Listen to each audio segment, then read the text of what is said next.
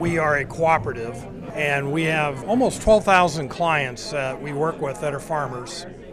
And as you saw the list of who were receiving funds through this fund, you can see they're all tied back to agriculture, either ag youth, ag leadership, or ag education. And those are all three areas that are very important to our organization as well as to our clients.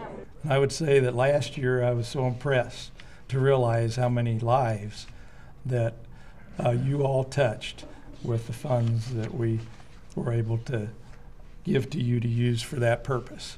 We wanted to replenish the original $1 million and put some additional funds over and above the $1 million, and so that's where the $250,000 amount came in. I am Susan Moore. I'm the director of the IAA Foundation, which is the charitable arm of the Illinois Farm Bureau.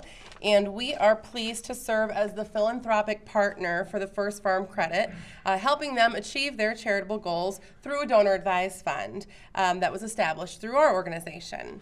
And we wanted to start today by highlighting a first-time recipient, the Women Changing the Face of Agriculture Annual Conference. We have touched over 1,250 girls through our career discovery event. Too many times when I'm at events, I always meet men, and there's nothing wrong with men in agriculture, but it was nice, to be able to connect with other women and to see here's what they're doing and their experiences and what opportunities there were for me. I am pleased to introduce Dr. William Bailey from the School of Agriculture at Western Illinois University. We are pleased to continue funding. This lady, Becca Stokes, got first place at the Houston Livestock Show in swine judging, which is a big deal, but there's also judges there from Texas Tech and Texas A&M, and she beat them in Texas.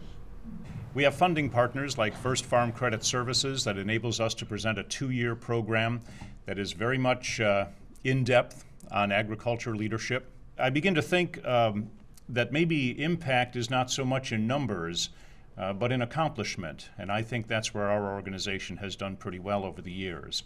1/4 of the Illinois Farm Bureau Board is our graduates. The AgriBility program, we try to help farmers who have various types of disabilities due to injuries, health-related problems, and so forth, who need some help in figuring out how they can continue to farm or do their agricultural work. I'm pleased to report that urban agricultural education is alive and well in the urban areas of the Chicago and the Cook County area. And at Chicago High School for Ag Sciences, we had approximately 30 students who each received a $100 business grant to start an ag business. Risk management and education for farm and ranch women is the purpose of Annie's project. It is in its 10th year. We are in 33 states nationwide, and I'm very pleased to announce that we've just gone over 10,000 participants. I saw it in the newspaper that there was going to be these 6 little classes on farm information for women. And those that would be left with land given to them through inheritance. 10 years ago, our enrollment was half of what it is now, and we have doubled the enrollment. And just the opportunity to be able to send students when they come in and say, we want to go recruit at the National FFA Convention in Indianapolis. Can we go? And being able to say yes to that is amazing. It's truly a transformational gift.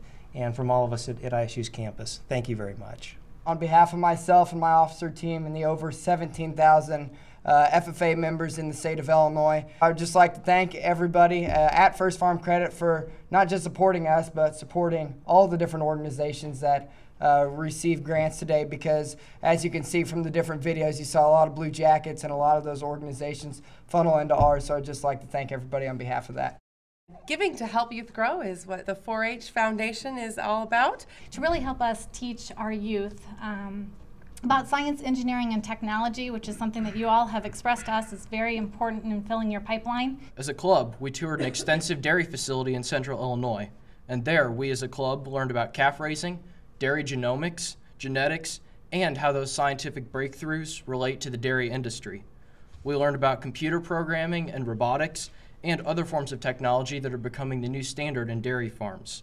Learning about how science and technology relate to an industry that has prospered for hundreds of years helps keep 4-Hers well-versed in tradition while allowing them to move forward with the forefront of technology.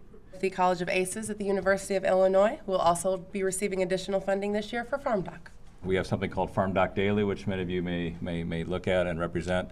But anyway, we've been able to put out an article every day for the last 500 days, and it's something that we feel very proud of. Growth is going at about 7% a month, and so there's a lot of usage, not only internally, but a lot of media is using as well. This year, with our funding from First Farm Credit, we were able to produce a poster, My Illinois Plate. We took the My Plate design and we introduced students across the state to Illinois farmers and how they're involved in their My Plate nutrition decisions. This poster follows up with last year's project, so we're very gracious to the folks from First Farm Credit for helping support us again, and that's a little bit about our project this year. Thank you. Appreciate it. Thank you.